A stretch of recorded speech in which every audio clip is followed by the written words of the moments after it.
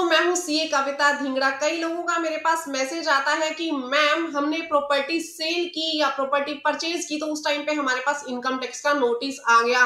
Property cell purchase के ऊपर कई लोगों के पास इनकम टैक्स का नोटिस आता है। नोटिस किस लिए आता है, क्यों जनरेट किए जाते हैं नोटिस, बेचने से पहले प्रॉपर्टी या खरीदने से पहले प्रॉपर्टी क्या क्या टैक्स प्लानिंग हमें कर लेनी चाहिए ताकि हमारे पास ये नोटिस क्रिएट ना हो। सबसे बड़ी बात जो लोग मुझे कहते हैं कि मैम हमने जो प्रॉपर्टी सेल की या परचेज की स्टैंप ड्यूटी वैल्यूएशन पे की थी, यानी जो सरकारी रेट था मिनिमम उसके ऊपर हमने प्रॉपर्टी सेल की, उसके ऊपर रजिस्ट्री करवाई, फिर भी नोटिस आ गया।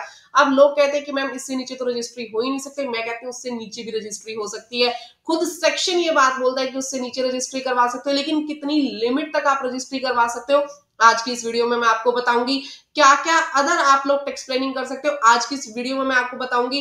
डिटेल में आज हम डिस्कस करने वाले कि कहां कहां कमी रह जाती है जो आप लोगों के पास नोटिस आ जाता है। अगर आप सोच रहे हैं प्रॉपर्टी सेल या परचेज करने की तो इस तरीके से सेल परचेज कीजिएगा, इस तरीके से प्लानिंग कीजिएगा जो मैं बता रही हूँ। आपको इनकम टैक्स का नोटिस उसके बाद नहीं आएगा। मेरी बात ध्यान से इस चीज को समझिएगा, ठीक है। और अगर वीडियो देखने के बाद आपको वीडियो अच्छी लगे तो वीडियो को लाइक, चैनल को सब्सक्राइब जरूर कर देना। मोटिवेशन हम लोगों को इससे मिलता है। तो गाइस स्टार्ट करते हैं हमारी वीडियो। सबसे पहले तो देखिए, जब भी हम प्रॉपर्टी सेल परचेज की बात करेंगे तो स्टैंप ड्यूटी वैल्यूएशन को समझ लेना जरूरी है। अब आप लोग कहोगे मैम स्टैंप ड्यूटी वैल्यू में क्या बताओगे। हमें पता है कि जब भी हम लोग जाते हैं तो एक सरकारी रेट होता है, उस सरकारी रेट के ऊपर हमें रजिस्ट्री करवाना मैंडेटरी होता है। और इससे ज्यादा स्टैंप ड्यूटी में क्या है, कुछ भी नहीं है। नहीं, ऐसा नहीं है। स्टैंप ड्यूटी वैल्यू के अंदर बहुत कुछ है, ठीक है। देखिए समझिए, सबसे पहले मैं बात करती हूँ एसडीवी की, स्टैंप ड्यूटी वैल्यू, ठीक है। जिसे नहीं पता वो ध्यान से समझ ले। स्टैंप ड्यूटी वैल्यू मतलब वो वैल्यू जो सरकार ने हमें दी हुई है जिसके ऊपर मिनिमम रजिस्ट्री करवाना जरूरी होता है। अब सरकार ने ये वैल्यू क्यों ली, देखिए हमारे पास कैपिटल गेन निकल करके आता था। किस तरीके से, जितना हमने सेल किया माइनस में परचेज प्राइस और उसका कॉस्ट ऑफ इंडेक्सेशन हम ले लेते थे, यानी महंगाई दर से हम अपना परचेज वैल्यू को निकाल लेते थे, ठीक है, मल्टीप्लाई करके। तो अब लोग क्या करते थे, जैसे 1 करोड़ की प्रॉपर्टी सेल की, किसी पर्सन ने 1 करोड़ की प्रॉपर्टी सेल की तो वो रजिस्ट्री करवाता था 50 लाख की, और 50 लाख क्या ले लेता था कच्चे में, यानी कि कैश में। सरकार को इससे पता नहीं लगता था। तो सरकार ने क्या किया, एक सरकारी दर, सरकारी रेट फिक्स कर दिया स्टैंप ड्यूटी वैल्यू का। सरकार कहती है कि जितनी मेरी वैल्यूएशन है आपको उतने तक रजिस्ट्री करवाना जरूरी है। यानी सरकार ने फॉर एग्जांपल इसका जो जमीन यहाँ बेची गई थी उसकी स्टैंप ड्यूटी वैल्यू रख दी 80 लाख। तो सरकार कह रही है कम से कम 80 लाख तो आपको रजिस्ट्री के देने ही पड़ेंगे। 80 लाख आपकी वैल्यूएशन आपको लगानी ही पड़ेगी। ज्यादा आप लगाओगे मुझे कोई दिक्कत नहीं है, मैं वही सेल प्राइस मानूंगी। लेकिन अगर आपने कम की वैल्यूएशन लगाई तो मैं अपनी valuation for the purpose of calculating capital gain 80 lakh को ही लेके चलूंगी। यानी मैं अपने जो प्रॉफिट्स है वो 80 लाख से ही कैलकुलेट करूंगी। ये तो बात होगी स्टैंप ड्यूटी वैल्यू क्या थी, ठीक है। यहां तक आप लोगों को क्लियर हो गया। अब इसे भूल जाइए। अब देखिए, अब लोगों के दिमाग में क्या है, जैसे मैंने आपको अभी 80 लाख का एग्जांपल दिया, जो 80 लाख है आपको उसी के ऊपर रजिस्ट्री करवानी पड़ेगी। अब मैं कह रही हूं ऐसा नहीं है, ऐसा नहीं है। ये बात सेक्शन भी बोलता है, मैं आपको सेक्शन भी पढ़ाऊंगी इसके बाद, ये बात सेक्शन भी बोलता है। देखिए अब एक मैं छोटा सा एग्जांपल लूंगी। फॉर एग्जांपल आपने क्या किया, आपने कोई भी प्रॉपर्टी की रजिस्ट्री करवाई जिसकी वैल्यू कितनी है 1 लाख। आपने रजिस्ट्री कितने में करवाई, रजिस्ट्री करवाई 1 लाख में, ठीक है। प्रॉपर्टी कितने की भी थी, आपने 1 लाख की उसकी रजिस्ट्री करवा ली। और स्टैंप ड्यूटी वैल्यू उसी प्रॉपर्टी की है 1,08,000 रुपए। स्टैंप ड्यूटी वैल्यू उसकी कितनी है, 1,08,000 रुपए। अब बोलोगे आप मैम कि ऐसा नहीं हो सकता, रजिस्ट्री 1 लाख की हम नहीं करवा सकते, हमें रजिस्ट्री कितनी ही करवानी पड़ेगी, 1,08,000 की करवानी पड़ेगी क्योंकि ये सरकारी रेट है, ठीक है। लेकिन जब आप सेक्शन पढ़ोगे, इसका सेक्शन कौन सा है स्टैंप ड्यूटी वैल्यू का, section is section 50C of income tax act, ठीक है। इस सेक्शन के अंदर क्या लिखा हुआ है कि आपने जितने की भी प्रॉपर्टी सेल की, जितने की भी प्रॉपर्टी सेल की, ठीक है, अगर स्टैंप ड्यूटी वैल्यू उसके 110% से ज्यादा है, स्टैंप ड्यूटी वैल्यू उस सेल प्राइस के 110% से ज्यादा है, तब तो आपने क्या करना है, 110% से ज्यादा होनी चाहिए स्टैंप ड्यूटी वैल्यू। अगर उससे ज्यादा है तो आपने जितना भी कंसीडरेशन में उसको सेल किया आप उसे ही क्या मान लेंगे, सेल प्राइस मान लेंगे। लेकिन अगर स्टैंप ड्यूटी वैल्यू उसके 110% से कम है तो आप स्टैंप ड्यूटी वैल्यू को प्रॉपर्टी जितने की आपने सेल किया, अगर 110% से कम है स्टैंप ड्यूटी वैल्यू, तो आपने स्टैंप ड्यूटी वैल्यू को ही सेल प्राइस मानना है। ठीक है, अब आप कहोगे मैम समझ में नहीं आया, विद एग्जांपल मैं आपको समझाती हूँ। जैसे मैंने यहाँ रजिस्ट्री कितने की करवाई, मैंने रजिस्ट्री करवाई 1 लाख रुपए की, 1 लाख की मैंने रजिस्ट्री करवाई। अब इस 1 लाख का आप क्या निकालेंगे, 110%। 1 लाख का मैं क्या निकालूंगी, 110%। कितना आ जाएगा, 1,10,000। कितना आ गया जी, 1,10,000। अब 1,10,000 आ गया, तो अब यहाँ पे देखिए स्टैंप ड्यूटी वैल्यू कितने की है, स्टैंप ड्यूटी वैल्यू है 1,08,000 की।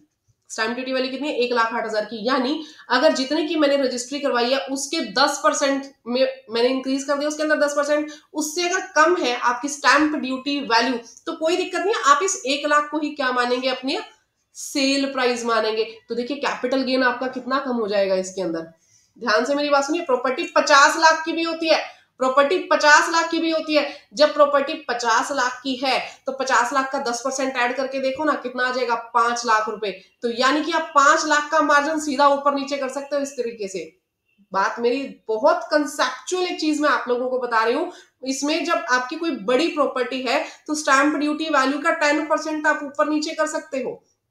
ठीक है, अगर यहीं पे मैं इस एग्जाम्पल को चेंज कर दूं, एग्जाम्पल हम लोग दूसरा लेते हैं। यहां पे अगर आपकी स्टैंप ड्यूटी वैल्यू होती 1,15,000 रुपए, ठीक है, और मेरे पास जो रजिस्ट्री हुई, जो मेरे पास सेल वैल्यू थी, सेल प्राइस मेरे पास अगर वही सेम होता 1 लाख रुपए, तो यहाँ पे आप कीजिए इसका 110%, 110% ऑफ सेल प्राइस क्या आ जाएगा मेरे पास, 1,10,000 रुपए। लेकिन यहाँ पे क्या है, स्टैंप ड्यूटी वैल्यू ज्यादा है, यहाँ पे क्या है, स्टैंप ड्यूटी वैल्यू ज्यादा है। अरे भैया स्टैंप ड्यूटी वैल्यू तो ज्यादा आ गई, अब यहाँ पे मैं क्या लेके चलूंगी, यहाँ पे sale price for the calculation of capital gain, sale price will be 1,15,000। यहाँ पे 1,10,000 नहीं आएगा। यानी कि मैडम आप ये कहना चाह रहे हो कि 10% तक हेर फेर कर दिया, कोई दिक्कत नहीं है, 10% के ऊपर हमने हेर फेर कर दिया तो स्टैंप ड्यूटी वैल्यू ही आएगी। जी हाँ, यहीं पे अगर मैं इसको 1 लाख की बजाय 1,05,000 दिखा देती तो ठीक है, वो 10% की हेर फेर में आ रहा था, कोई दिक्कत नहीं है। यहाँ पे अगर मेरे पास सेल प्राइस जो है 1,05,000 होता, सेल प्राइस 1,05,000 होता, तो इसका 110% निकालो, कितना आ जाएगा, इसका आप 110% निकालेंगे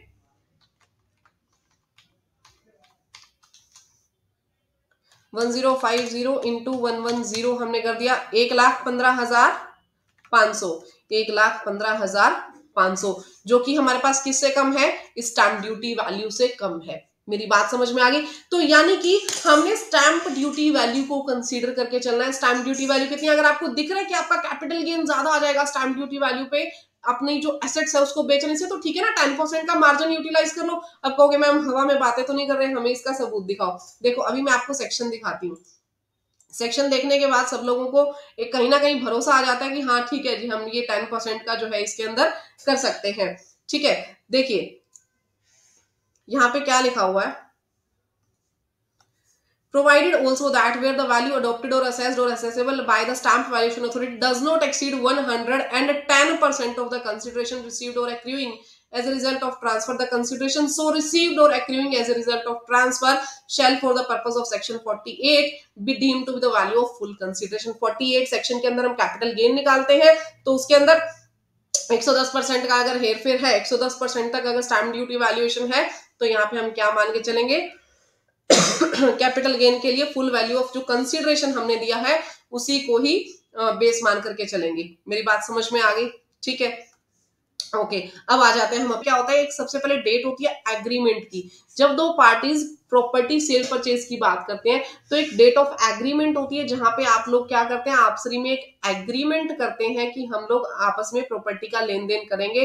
प्रॉपर्टी का उसमें रेट फिक्स होता है, किस टाइम पे आपको अमाउंट दी जाएगी, किस दिन अमाउंट दी जाएगी, कितनी अमाउंट दी जाएगी, ये सब उसके अंदर डिसाइड होता है। अगर कोई एडवांस है, ठीक है, यहाँ पे क्या डिसाइड होता है, टाइम ऑफ पेमेंट डिसाइड होता है। कुछ एडवांस है तो एडवांस कितना दिया जाएगा डेट ऑफ एग्रीमेंट पे, ये डिसाइड होता है। लेकिन कई लोग एडवांस नहीं देते और देते हैं तो कैश में दे देते हैं। क्लियर। अब कैश में देने के क्या नुकसान है, क्या फायदे हैं, ये मैं अभी आपको बताऊंगी। गाइस वीडियो को लाइक जरूर करना, चैनल को सब्सक्राइब जरूर करना। बहुत इंपॉर्टेंट इन्फॉर्मेशन जो है मैं आप लोगों को इस वीडियो में प्रोवाइड कर रही हूँ। ठीक है, देखिए अभी क्या हुआ, आप लोगों ने 1 अप्रैल 2022 को एग्रीमेंट किया। 1 अप्रैल 2022 को एग्रीमेंट किया प्रॉपर्टी को सेल परचेज करने का। आपका एग्रीमेंट हुआ 10 लाख में, आपका एग्रीमेंट हुआ 10 लाख में, और उस टाइम पे स्टैंप ड्यूटी वैल्यू भी कितनी थी, 10 लाख थी। स्टैंप ड्यूटी वैल्यू भी कितनी थी, 10 लाख थी। कोई प्रॉब्लम नहीं है, स्टैंप ड्यूटी वैल्यू 10 लाख है, हमने एग्रीमेंट भी कर लिया 10 लाख का। ठीक है, लेकिन क्या हुआ, आप लोगों ने प्रॉपर्टी सेल की 2024 में। ठीक है, आप लोगों ने 15 फरवरी 2024 में रजिस्ट्री उसकी तब करवाई, प्रॉपर आपने कंसिडरेशन उसका तब लिया, किसी भी कारणों की वजह से बीच में कंसिडरेशन नहीं ले पाए थे, आपने उसकी प्रॉपर्टी सेल की 2024 में फरवरी में। अब हुआ क्या, हुआ ऐसा कि बाय चांस सरकार ने स्टैंप ड्यूटी वैल्यू बढ़ा दी। सरकार ने ये स्टैंप ड्यूटी वैल्यू कर दी 14 लाख रुपए की। स्टैंप ड्यूटी वैल्यू कितनी की कर दी, 14 लाख रुपए की। अब आप लोग फंस गए। अब सरकार कह रही है जी प्रॉपर्टी तो बेची ना 2024 में, प्रॉपर्टी तो बेची ना 2024 में, तो मैं तो स्टैंप ड्यूटी वैल्यू 14 लाख की कंसीडर करूंगी, मेरी तो 14 लाख की स्टैंप ड्यूटी वैल्यू। अब आप लोग क्या करोगे, 4 लाख का लग गया ना झटका, 4 लाख का झटका लग गया, 4 लाख सीधा कैपिटल गेन में कैलकुलेट कर लिए जाएंगे। कैसे बचोगे टैक्स से, देखिए अब आप कहोगे कि मैडम हमने तो एग्रीमेंट बनवा रखा है, मैंने तो एग्रीमेंट बनवा रखा है, और एग्रीमेंट के अंदर साफ साफ लिखा है कि 10 लाख रुपए में बेचूंगा, उसको मैंने नोटराइज भी करवा रखा है, सब कुछ करवा रखा है। नहीं, ऐसा नहीं चलेगा। देखिए आपने चाहे कुछ भी करवा रखा हो, लेकिन उसमें 2 कंडीशंस का होना जरूरी है। आपने उसको स्टैंपिंग करवा रखी है, बहुत अच्छी बात है, सबसे पहला तो वो स्टैंपिंग तो होना चाहिए, ठीक है, वो नोटराइज होना चाहिए। सबसे पहले नोटराइज होना चाहिए आपका एग्रीमेंट। दूसरा, 2 विटनेस उसको साइन करेंगे, 2 विटनेस उसको साइन करेंगे। अब मेरे साथ एक केस क्या हुआ था, मेरी एक पार्टी है, उस पार्टी ने लेडीज के नाम से रजिस्ट्री होनी थी, जो एग्रीमेंट है, एग्रीमेंट लेडीज के हस्बैंड ने साइन किया होता। एग्रीमेंट किसने साइन किया था, लेडीज के हस्बैंड ने साइन किया होता, तो वो एग्रीमेंट डिनाई कर दिया गया था। ठीक है, कि इसमें हस्बैंड के साइन है, लेडीज के खुद के साइन नहीं है। तो साइन कौन करेगा, उसको साइन उसी पर्सन से करवाने हैं जो पर्सन जो है मेन पार्टी जो है, जिसके नाम पे वो प्रॉपर्टी है, जिसने प्रॉपर्टी ट्रांसफर करनी है, मेन पार्टी उसे जरूर साइन करे। ठीक है, अब ये तो नॉर्मल सी चीजें हैं, आपको पता होना चाहिए, लेकिन जो मेन इंपॉर्टेंट चीज क्या है, आपको कंसीडरेशन जरूर ट्रांसफर करना है। आपने कंसीडरेशन यानी कि पैसा जरूर ट्रांसफर करना है, कब, डेट ऑफ एग्रीमेंट पे। अब क्या है डेट ऑफ एग्रीमेंट और डेट ऑफ, मैं बताना क्या चाह रही हूँ, डेट ऑफ एग्रीमेंट और डेट ऑफ सेल अलग अलग है, लेकिन हो सकता है डेट ऑफ सेल पे कल को कंसीडरेशन बढ़ जाए, एसडीवी बढ़ जाए, तो आप चाहे तो डेट ऑफ एग्रीमेंट जो है, आप चाहे तो डेट ऑफ एग्रीमेंट जो है उसको मान सकते हैं, उसी की स्टैंप ड्यूटी वैल्यू को कंसीडर कर सकते हैं। लेकिन कब कर सकते हैं, एक तो प्रॉपरली आपने उसकी स्टैंपिंग करवाई हुई हो, नोटराइज करवाया हुआ हो अपने एग्रीमेंट को। दूसरा, स्टैंप पेपर पे निकलवाना है, उसको ध्यान रखिएगा, 2 विटनेस के साइन करवाने हैं, एग्रीमेंट होना चाहिए, साइन होना चाहिए मेन पार्टी से। दूसरा हम बात करें, कंसीडरेशन आपने ले लेना है डेट ऑफ एग्रीमेंट के टाइम पे। कहां लेना है, पहली बात तो कैश में नहीं लेना, कैश में नहीं लेना, किसी भी बैंक में, ई बैंकिंग से, यूपीआई से, किसी भी तरीके से आपने इलेक्ट्रॉनिक मोड में उसको लेना है पैसे को। ठीक है, चाहे आप नेट बैंकिंग करवाएं, चेक के थ्रू लें, डीडी लें, कुछ भी लें, इलेक्ट्रॉनिक क्लियरिंग सिस्टम से आपने वो पैसा लेना है, अपने बैंक में लेना है। अगर पैसा बैंक में ले लेते हो, प्रॉपर आपने एग्रीमेंट बनाया हुआ है, तो आप डेट ऑफ एग्रीमेंट की जो वैल्यू है, स्टैंप ड्यूटी वैल्यू, उसको कंसीडर कर सकते हो। और प्रैक्टिकली ऐसा होता है, लोग 10-10 साल तक रजिस्ट्री नहीं करवाते, ये चीज प्रैक्टिकल मैंने देखी है। लोग एग्रीमेंट कर लेते हैं, बेच देते हैं, लेकिन रजिस्ट्री नहीं करवाते, पड़ा रहता है वो। ठीक है, कच्चे में कभी पैसा ले लिया, कभी पक्के में पैसा ले, मतलब कैश लोग ऐसा ले लेते हैं, लेकिन ये चीज करनी नहीं चाहिए। ठीक है, तो आपने ध्यान रखना है डेट ऑफ एग्रीमेंट पे उसको एडवांस जो देंगे, आप एडवांस जो देंगे डेट ऑफ एग्रीमेंट पे, वो बैंकिंग ट्रांजैक्शन के थ्रू देंगे, अदरवाइज वो चीज आपके पास अलाउड नहीं होगी। और इसमें ध्यान रखिएगा, मे वर्ड यूज, आप चाहें तो एग्रीमेंट की डेट ले सकते हैं, अगर आप दिखाना चाहें तो रजिस्ट्री की डेट भी इसके अंदर दिखा सकते हैं सेल के लिए। क्लियर एवरीवन, 2 चीजें मैंने इसमें आपको बता दी। ठीक है, अब आ जाते हैं हमारा सेक्शन क्या बोलता है। अब हमारा सेक्शन क्या कहता है, देखिए आपके पास 2 तरीके से कोई भी प्रॉपर्टी हो सकती है, या तो आपने अपने बिजनेस में उसको स्टॉक इन ट्रेड दिखा रखा है, ठीक है, या आपने उसको लैंड एंड बिल्डिंग दिखा रखा है। दोनों ही केसेस में देखिए सेक्शन दोनों हमारे पास सेम बात बोलते हैं, मैं सेक्शन की तरफ नहीं जाती, आम भाषा में आप लोगों से बात करूंगी।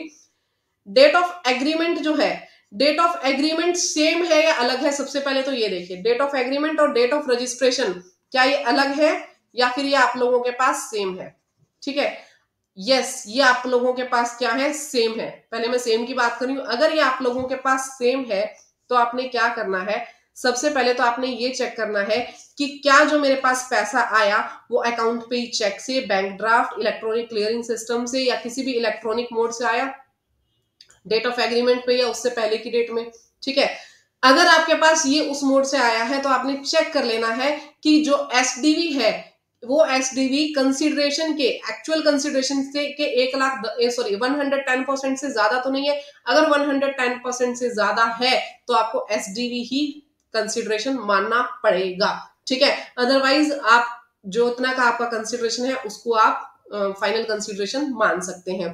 क्लियर। सेम ही हमारे पास अगर डेट ऑफ एग्रीमेंट और डेट ऑफ सेल अलग अलग है तो आपने एसडीवी और वही कंसिडरेशन लेना है, लेकिन यहाँ पे कौन सी डेट का लेना है, डेट ऑफ रजिस्ट्रेशन का, अगर आपने एग्रीमेंट पे पैसा जमा नहीं करवाया तो।